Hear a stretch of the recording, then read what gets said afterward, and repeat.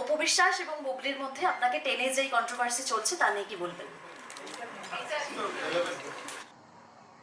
কলকাতায় শাকিব খানের প্রেস কনফারেন্সে এক সাংবাদিক প্রশ্ন করে যে আপনার সাথে যে অপু বিশ্বাস আর বুবলির কন্ট্রোভার্সি চলতেছিল, এইটা নিয়ে আপনার কি ধারণা, আপনার কি কিছু বলার আছে?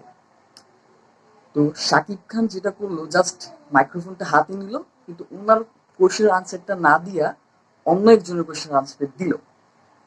জাস্ট এটা একটা অপমান। মানে কোন জায়গায় কোন প্রশ্নের উত্তর করতে হইব সেইটাও কলকাতার জার্নালিস্টরা জানান।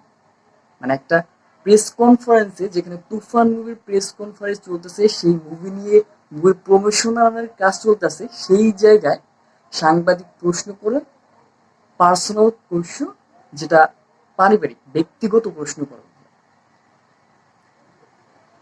এখন আমাদের দেশের যে জনপ্রিয় দুই নায়িকা অপু বিশ্বাস আর বুবলি, তারা দুজনেই কিন্তু শাকিব খানের সাথে এমন ভাবে মানে লাইগা আছে, মানে পুরো আঠার মতো লাইগা আছে।